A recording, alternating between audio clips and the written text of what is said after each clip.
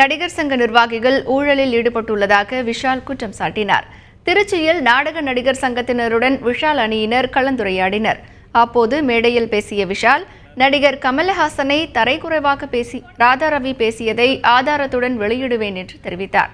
தற்போதுள்ள நடிகர் சங்க நிர்வாகிகள் சரிவர கணக்குகளை காட்டுவதில்லை என்று குற்றம் சாட்டினார்.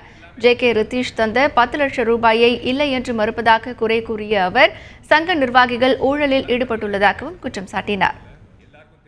ஒரு வெப்சைட் பொதுவா 50,000 ரூபாயிலிருந்து 1 லட்சம் ரூபாய்க்குள்ள நியமிக்கலாம் ஒரு வெப்சைட். ஆனா நடிகர் சங்கம் வெப்சைட்டுக்கு 9 லட்சம் ரூபான்னு சொல்றாங்க. உண்ணாவிரதம்னா சாப்பிடாம காலையில இருந்து ஒரு போராட்டத்துக்காக, ஒரு நல்ல விஷயத்துக்காக நாங்க உட்கார்றோம்.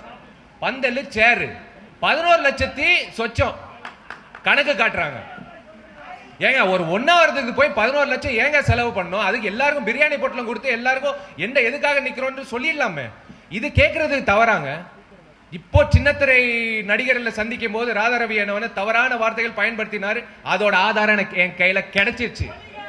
அந்த ஆதாரம் நான் காட்டுவேன். நான் ராதாரவி எனக்கு நான் திரும்ப ஒரே ஒரு விஷயம் நான் சொல்றேன். தைரியம் இருந்தா இன்னொரு முறை கேமரா வச்சு பேசுங்க. நான் கேமரா முன்னாடி தானே நான் பேசுறேன். நான் யாரையும் தவறா பேசலையே. அவர் ஜே.கே. ரித்தீஷ் அவர்கள் நான் அந்த நிலத்துக்காக நான் காசு கொடுக்குறேன் அப்படின்னு சொன்னாராமா. அதுக்கப்புறம் நாடக நடிகர்கள் போய் கேட்கும் போது, இல்லப்பா அன்னைக்கு சொன்னார் ஆனா இப்ப கொடுக்கல அப்படின்னு ராதாரவி என்ன சொல்லியிருக்காரு. ஆனா நாங்க அவரை கான்டாக்ட் பண்ணி ஜே.கே. ரித்தீஷ் அவர்கள் கேட்கும் போது 10 லட்சம் ரூபாய் கொடுத்தாங்க. நான் இப்போ என்னன்னு இப்போ நீங்க போறீங்க திருச்சிக்கு, என்னன்னு கேளுங்க, நான் பண்றேங்க, நம்ம வர்க்கத்தை நம்ம பண்ணலாங்க அப்படின்னு சொன்னாருங்க. அவருக்கு நான் வாழ்த்து தெரிவிக்கிறேன். ஏன்னா அந்த 10 லட்சம் ரூபாய் எங்க போச்சுங்க? எத்தனை 10 லட்சம் ரூபாய்? இதுதான் ஊழல்.